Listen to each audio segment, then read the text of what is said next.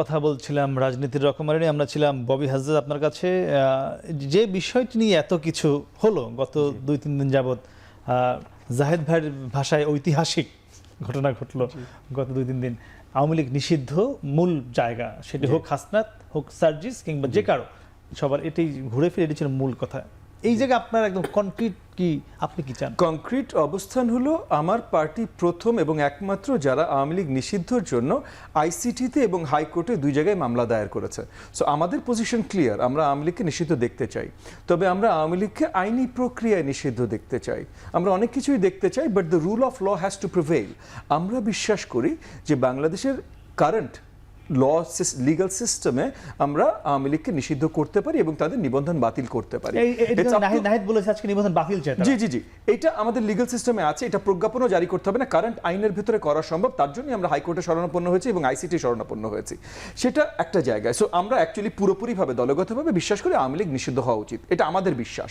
আমরা এটাও বিশ্বাস করি যে আইনের শাসন এস্টাবলিশ করা দরকার। শুধু জাস্ট বিকজ আমি চাই তার জন্য আমি মব নিয়ে কোর্ট দখল করব, যমুনা ঘেরাও করব, যেখানে অবভিয়াসলি আমাদের সরকার একটা পার্টিকুলার অবস্থান আছে, প্লাস জাস্ট বিকজ আমি চাই বলে দেশের আপামর জনগণ এটা চায়, এটাও আমি এস্টাবলিশ করতে চাই না। সো আমরা লিগ্যাল পদ্ধতিতে কাজ করছি এবং যারা চান সঠিকভাবে আওয়ামী লীগের নিষিদ্ধকরণ, তাদেরকেও আমরা ফুললি সাপোর্ট করি। তবে বাংলাদেশের আইন বহির্ভূত বা কোনো ইনস্টিটিউশনকে চ্যালেঞ্জ করে এই ধরনের কাজ হোক, এটার সাথে কোনোভাবে আমাদের কোনো সম্মতি নাই। যেমন মনে করেন আমরা চাইতাম একটা সময়, যে মানে এখনো হচ্ছে, ইন প্রসেস আছে, যে জুডিশিয়ারিকে, আমাদের বাংলাদেশের জুডিশিয়ারিকে আরো রোবাস্ট করা দরকার। হাসিনা 15.5 বছর অনেক কিছু করেছে, কিন্তু আমরা কখনো কাম্য করি নাই যে মব যে হাইকোর্ট ঘেরাও করে জোরপূর্বক জুডিশিয়ারির কোন রিফর্মের জন্য পুশ করবে। তো এই ধরনের কর্মকাণ্ড আমরা দেখতে চাই না।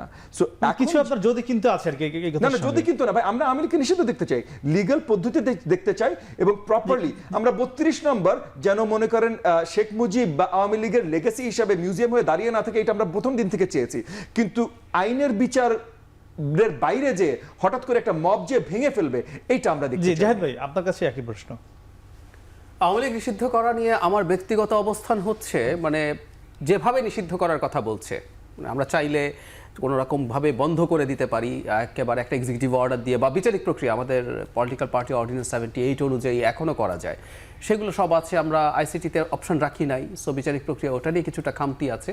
আমার ব্যক্তিগত অপিনিয়ন হচ্ছে, আমি খুব প্রথম দিন থেকে খুবই ঝুঁকিপূর্ণ হলেও বলেছি, এটা ঝুঁকিপূর্ণ বলছি কারণ আমরা আমাদের ইমোশন সাইকোলজি এখনও খুবই ট্রমাটাইজড, আমরা এটা দেখতে চাই না। আমি মনে করি আওয়ামী লীগকে ডাউনরাইট নিষিদ্ধ ঘোষণা করা হলে আমাদের তাদের প্রতি এক ধরনের ভিকটিমহুড জাগ্রত হতে পারে পরবর্তীতে গিয়ে, এবং তাদের রাজনীতিকে আমি মনে করি রাজনীতির মাধ্যমে কবর দেওয়া সম্ভব, সেটাই বেটার অপশন আমার কাছে মনে হয়। তবে জরুরি শর্ত যেটা, ইভেন সব সময় এটা বলা হয়েছে, ইভেন চিফ বলেছেন, আমাদের প্রধান উপদেষ্টাও বলেছেন, যারা ক্রাইম করেছে আওয়ামী লীগের, Sheikh Hasina and her associates, এটা আমরা কতদূর পর্যন্ত যাব এটা একটা প্রশ্ন। কারণ আওয়ামী লীগ যে করেছে সেই ক্রিমিনাল, চোখ বন্ধ করে আপনি একটা আওয়ামী লীগকে পিক করেন, দেখবেন ও হয় নিজের হাতে ক্রাইম করেছে অথবা কোনো ক্রাইমের সাথে জড়িত ছিল, সোজা সাপটা কথা। সো আমরা কতদূর যাবো জানি না, কিন্তু ওই বিচারগুলো হতে হবে। বিচারগুলো হয়ে আওয়ামী লীগ তার মতো করে সংগঠন হিসাবে যেমন আছে, সেটা তার মতো করে সে তারা এরপর ডিসাইড করুক কি করবে। এবং আমি মনে করি আমাদের হাতে যথেষ্টের বেশি, বিশেষ করে 15 বছর এবং শেষে জুলাই আগস্টে যে ডকুমেন্ট আছে, আমরা আওয়ামী লীগকে সিস্টেম্যাটিকলি কবর দিয়ে ফেলতে পারবো। এবং আমার কাছে একটা বিচারিক প্রক্রিয়ার মাধ্যমে নিষিদ্ধ করার চাইতে ওই পতন আওয়ামী লীগের আমার কাছে মাছ বেটার মনে হয়। কারণ আপনি নিষিদ্ধ একটা সংগঠনকে করতে পারেন, আওয়ামী লীগ থাকবে না, নৌকা থাকবে না, কিন্তু একটা চিন্তার জায়গা মানুষ যদি থাকে কোনো না কোনো ফর্মে আসলে সে বের হয়ে আসে, সে আন্ডারগ্রাউন্ড থাকুক অথবা নতুন একটা দলের নাম দিয়ে আসুক, এটা জানিয়ে দেওয়া ইজ নট দ্যাট টাফ। আস্তে আস্তে মানুষ জেনে যাবে, সো ওটা আসলে সারফেস করবেই এসব বিবেচনায়। আর আমি একটা জিনিস বলে শেষ করি, এটা আমি একমত, আওয়ামী লীগ নিষিদ্ধ করার মতো 101টা কারণ আছে। কারণ এটা পলিটিক্যাল পার্টি না, আমরা প্রায় বলছি না এটা একটা মাফিয়া আর ক্রিমিনাল গ্যাং, ওর রাজনীতির রাইট নাই আসলে। ইভেন আইসিটিতে যে আমরা বাদ দিলাম, এটা ভুল করেছি।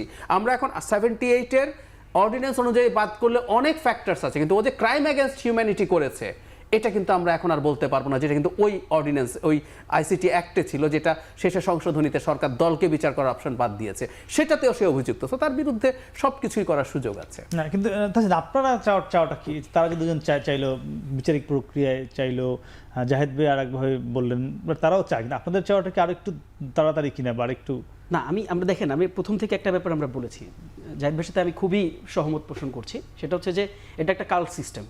মানে আপনি দেখবেন যে এত রেডিক্যাল অর্গানাইজেশন মানে আমরা দেখি না। আমার মনে হয় যে আমি অনেক বইপত্রে বিভিন্ন অর্গানাইজেশন ইন্টারন্যাশনাল ন্যাশনাল পড়াশোনার চেষ্টা করেছি, এরকম রেডিক্যাল অর্গানাইজেশন আমরা কেউই দেখি না। আমার মনে হয় যে এত জঘন্যতম এক সেকেন্ড, জুলাই আগস্টের পরও না আমি আমার পরিচিত কিছু মানুষকে আওয়ামী লীগকে সমর্থন করতে দেখেছি। আমি যে বললাম না একটা কাল্ট সিস্টেম, মানে আপনি মানে এটা একটা ডিফারেন্ট পজিশন আওয়ামী লীগের।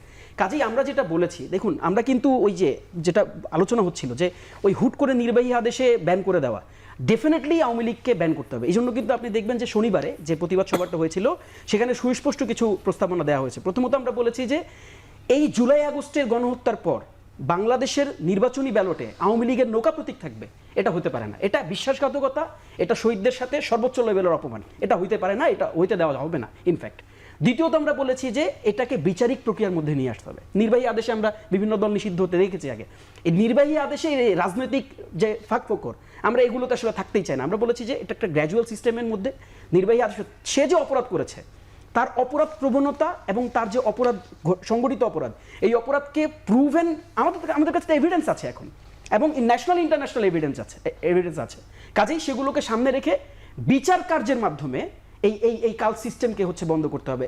এবং যাদের ব্যাপারে আসলে যে কিছু কিছু কথা আছে গুড আওয়ামী লীগ, দেখেন রিকনসিলিয়েশন একটা প্রসেস, কিন্তু আপনি প্রথম দিনই কাউকে ডিফাইন করতে পারবেন না গুড আওয়ামী লীগ।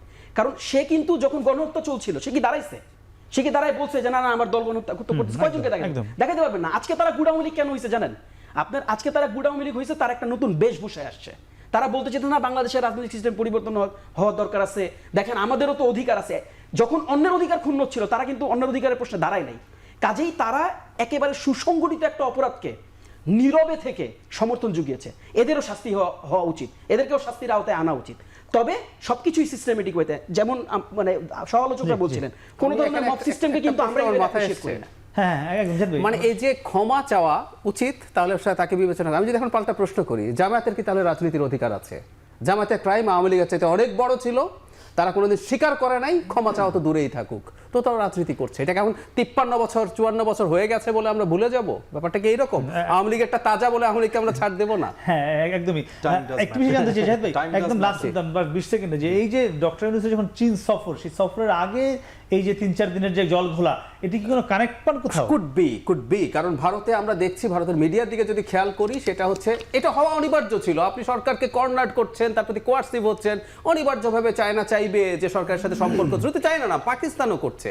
সো আবার সেটাও তারা নিতে পারছে না, তারা কোনো না কোনো ঝামেলা তৈরি করার চেষ্টা করবে, এটা হতেই পারে। হ্যাঁ ভাই, মানে কোনো ডকুমেন্ট আছে যে এই কারণে এটি হচ্ছে?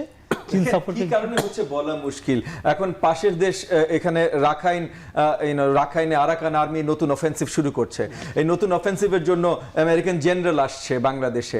সো এই আলোচনা কি হবে? সো আপনি যদি পেঁচাতে চান তাহলে পেঁচানোর অনেকগুলো টপিক আছে, এগুলোতে আমরা যাওয়ার থেকে হয়তো আমরা আমাদের ঘর কিভাবে গুছাতে পারি, স্পেশালি পলিটিক্যাল ঘর, কারণ এনসিপি এখন একটা পলিটিক্যাল পার্টি, আমাদের পলিটিক্যাল ঘর কিভাবে গুছাতে পারি, এগুলো নিয়ে হয়তো আমাদের নিজেদের ভিতরে আলোচনাটা আরো বেশি হওয়া উচিত। একদমই। আমরা আপনাদের অসংখ্য ধন্যবাদ জানাচ্ছি তিনজনকে। দর্শক, আমরা যে বিষয়টি বলছিলেন সর্বশেষ ববি হাসদাত, যে আমাদের নিজেদের ঘর গোছাতে হবে দেশের স্বার্থে, নিশ্চয়ই বাংলাদেশের সকল রাজনৈতিক দল নিজেদের ঘর গুছিয়ে বাংলাদেশকে সামনের দিকে এগিয়ে নিয়ে যাবে, সেই প্রত্যাশা শেষ করছি। শুভরাত্রি।